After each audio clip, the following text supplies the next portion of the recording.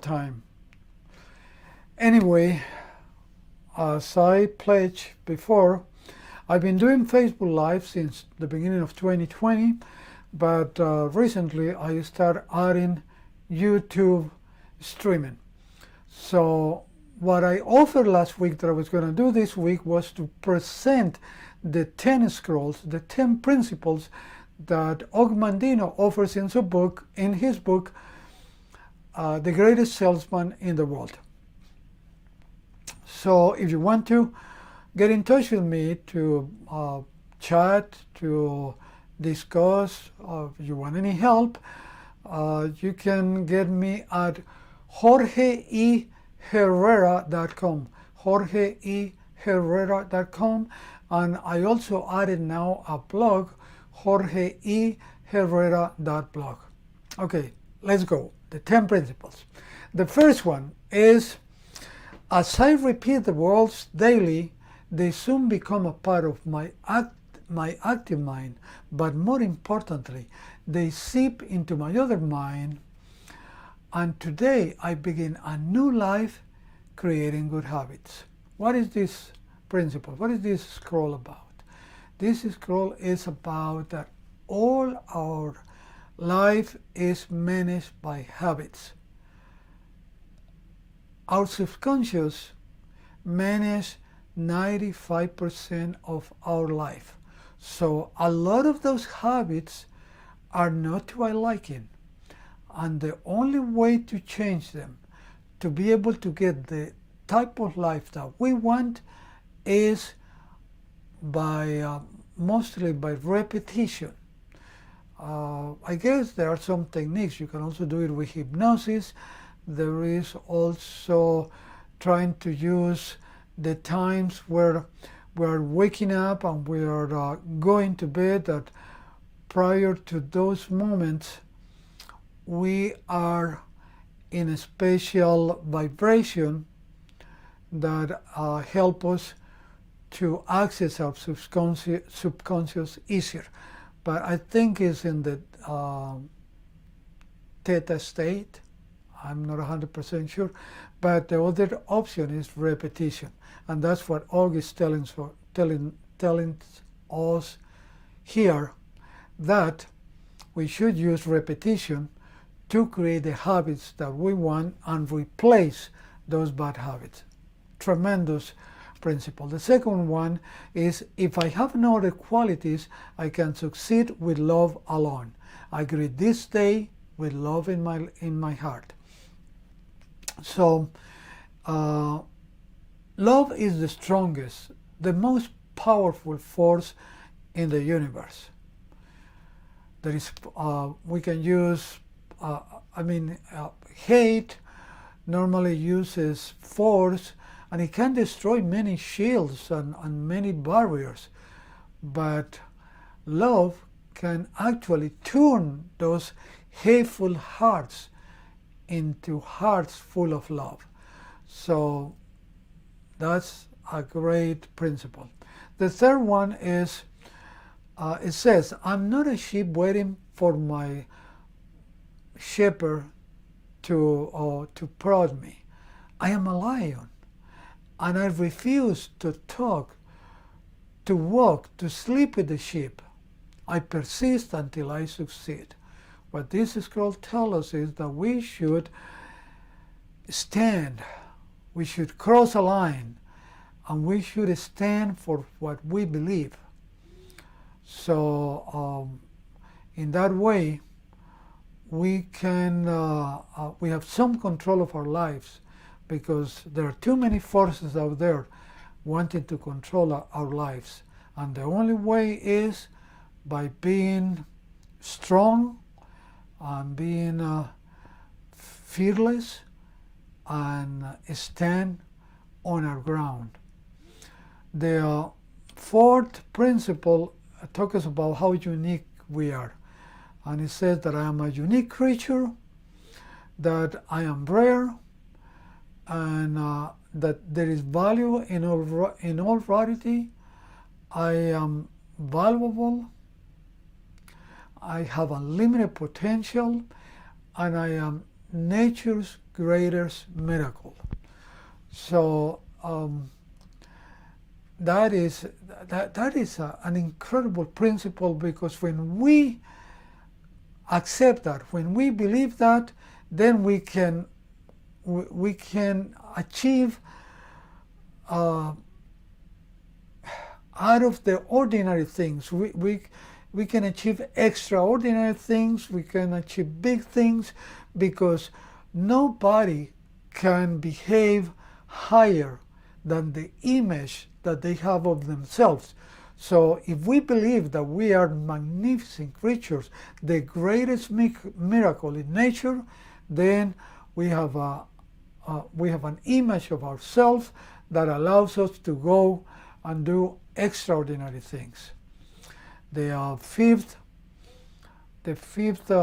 principle is, should I torment myself for problems that may never come to pass?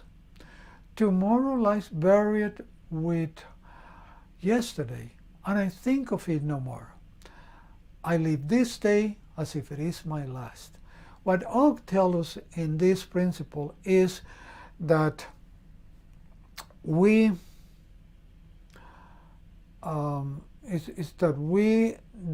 don't have to worry about the future, because the future is just a possibility. It may never come. And also the past, there's no reason to live in the past. It's gone. It's already happened. There's nothing we can do to revive it. And that we should live today the best we can, like if it were our last day. That's a great principle. The next one talks about how to handle our emotions. It says, weak is he who permits his thoughts weak is he who permits his actions to control his thoughts. And what happened there is, when we are lazy, when we are slouching in the couch, that affects our thoughts and it makes us feel lazy. So then it says that strong is he who forces his actions to control his thoughts. And it says that we should be prepared to control any personality that awakes in us every day. And we should master, or we can master our moods with positive action. See, when we are sad, when we are worried, when we feel when we feel that we don't have hope, then we are normally feeling bad, feeling low. So if we let our actions to help us and get enthusiastic and being able to jump and feel happy and smile, that changes our minds, that changes our feelings. So that's a great principle. Principle number 7. It talks about the temporarily of things, because we are living in a physical world temporarily. So everything in this physical world is temporary. So everything will pass. If it's a good if it's a good experience, it will still pass. A bad experience, it will pass. So we should have faith that if we are going through a bad time, it won't last forever. It will pass. So only with happiness and laughter can we enjoy, can we become successful. And only with laughter and happiness we can enjoy the fruit of our labor. So this is a great principle. Principle number 8. I set goals for the day, the week, the month, the year, and my life. And the same way as the rain should fall on the wheat for it to crack its shell and sprouts, also our life needs structuring to crystallize it. This is a tremendous principle. We definitely need to set ourselves goals and make plans and organize things so we can focus so we can get to where we want. That's a tremendous principle. And the 9 the principle number 9 talks about action. I act now. And with these words, I can condition my mind to perform any necessary action for my success. And it gives a couple of examples. It says, when I awake, I say those words, I act now, and immediately jump out of my cot while failure sleeps yet another hour. And it also says that when I find a closed door, I say the words, I act now, and I knock while failure stays outside in fear and trepidation. This is a tremendous principle. And principle number 10 says that it talks about faith. Who is of so little faith that does not claim, that does not cry for help when he's facing horror or tragedy or the close loss of life? When you find yourself close to losing your life, you're going to cry for help. And then he asks, where does this marvelous instinct comes from that is in all the walking animals over the earth? The sheep, the mule, the man, we all cry for help. And the only explanation is there has to be a superior force, a superior power, a God that can listen to us and respond. And then it says, aren't our prayers our way to ask for help, our cries for help? But we should not ask for help for material things, for mundane things.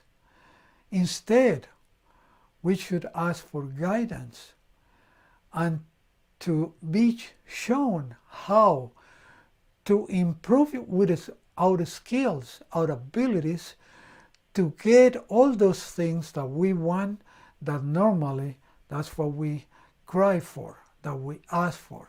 So we should not ask for gold or comfort or success or health or love. No, we should ask for guidance, for the teachings to improve our abilities to get that. That is a fantastic principle. Well, that's what I wanted to share with you. This is Jorge Herrera, streaming live to you from Katy, Texas. If you want to reach me, you can contact me at jorgeherrera.com, and we can chat about personal growth, the infinite banking concept, and the home-based business. Those are the 3 things that I'm focused into. All right. I'll see you next week. Thank you for visiting.